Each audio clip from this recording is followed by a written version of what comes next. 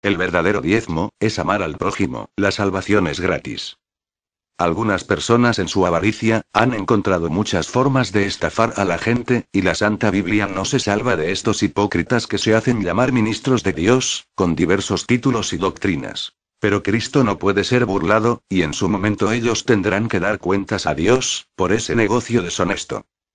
Estas personas emplean con malicia algunos versículos para robar, pero Dios en su infinito amor y sabiduría no dejará que sus siervos sean engañados.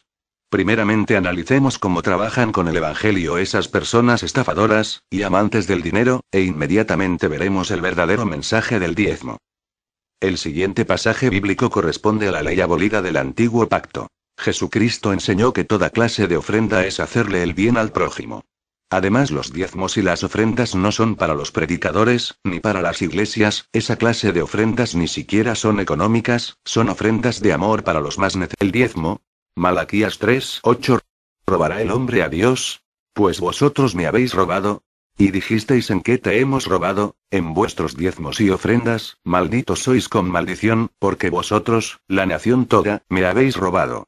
Pues bien, este es el texto bíblico, en que se basan los pastores cristianos que piden el diezmo, argumentando que el cristiano que no dé el diezmo, no solo desobedece un mandamiento de Dios, sino que, también está robando al mismísimo Dios. Pero, ¿qué es el diezmo? Veamos, ¿qué nos dice la Biblia respecto al diezmo? Deuteronomio 14:22. Inexcusablemente, diezmarás todo el producto del grano, que rindiere tu campo cada año. Y comerás delante de Jehová tu Dios, en el lugar que él escogiere para poner allí su nombre, el diezmo de tu grano, de tu vino y de tu aceite, y las primicias de tus manadas y de tus ganados, para que aprendas a temer a Jehová tu Dios todos los días. Como acabamos de ver, el diezmo según la Biblia, consistía en productos del campo, como granos, vino, aceite, y de manadas, y de ganados, y no de dinero en efectivo.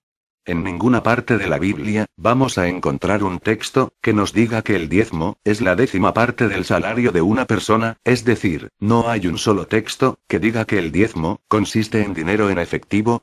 Y para los que pudieran decir que el dinero no existía en ese tiempo, que por eso es que no se menciona, aquí está la respuesta.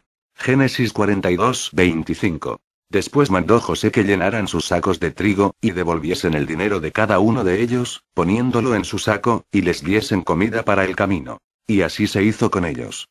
Ahora, veamos qué nos dice la Biblia respecto a para qué servía el diezmo, y cuál era el uso correcto del diezmo.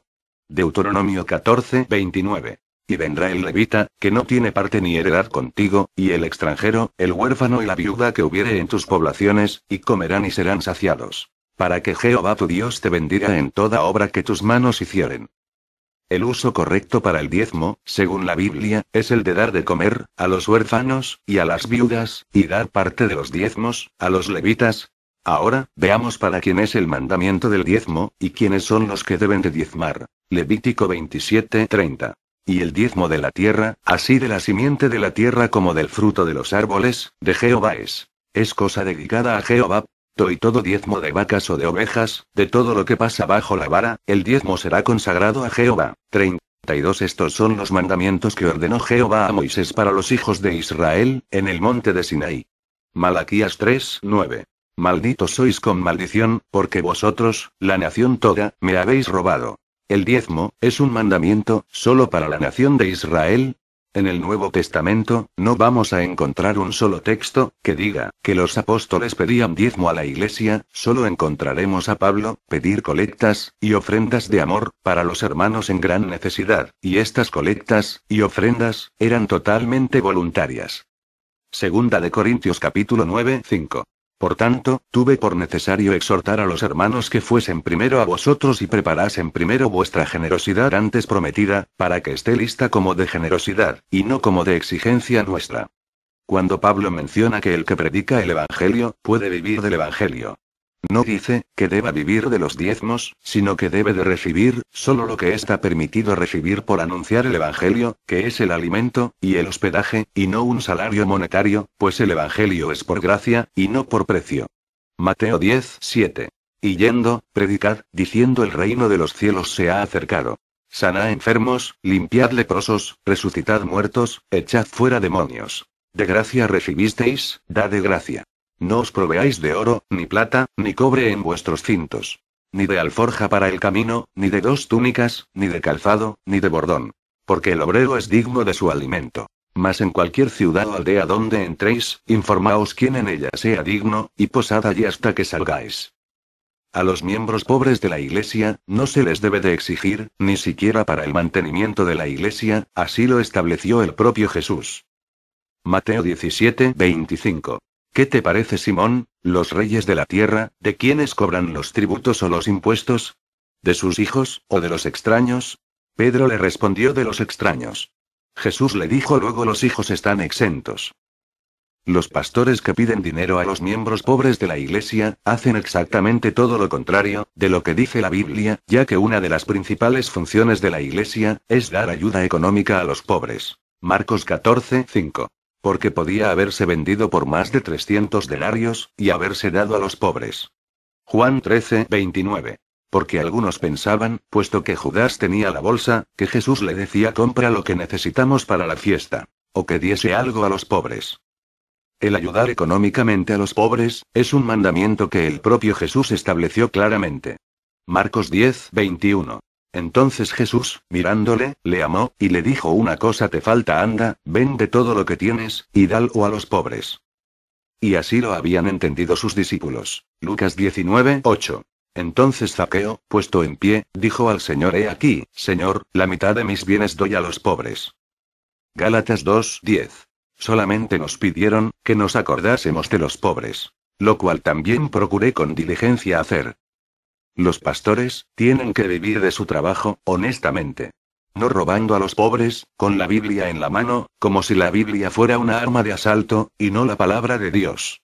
Ellos deberían de seguir el gran ejemplo del apóstol Pablo, y no acomodar la Biblia a su conveniencia, para despojar del poco dinero que tienen, a los infortunados que creen en ellos, como siervos de Cristo. Primera de Corintios 4:11. Hasta esta hora padecemos hambre, tenemos sed, estamos desnudos, somos abofeteados, y no tenemos morada fija. Nos fatigamos trabajando con nuestras propias manos. Nos maldicen, y bendecimos. Padecemos persecución, y la soportamos. Primera de Corintios 9:18. ¿Cuál, pues, es mi galardón?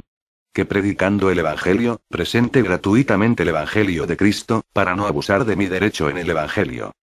Los pastores que reciben un salario, o que aspiran a recibir un salario monetario, no son verdaderos pastores, así lo manifiesta el propio Jesús. Juan 10:11. Yo soy el buen pastor. El buen pastor su vida da por las ovejas. Mas el asalariado, y que no es el pastor, de quien no son propias las ovejas, ve venir al lobo y deja las ovejas y huye, y el lobo arrebata las ovejas y las dispersa.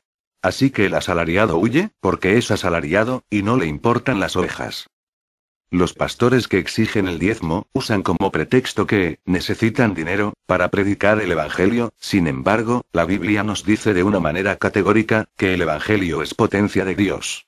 Y Dios no necesita de nuestro dinero para dar a conocer su palabra, y con o sin nuestro dinero, llegar a su mensaje, a todas las personas que Dios, en su misericordia, desee que llegue. Romanos 1:16. Porque no me avergüenzo del Evangelio, porque es poder de Dios, para salvación a todo aquel que cree. Al judío primeramente, y también al griego. ¿Ha visto, ha conocido, o ha oído hablar de un pastor, que venda sus propiedades, y sus bienes y los reparta entre los pobres? Claro que no. Ellos solo piden dinero, y no siguen el ejemplo de los primeros cristianos.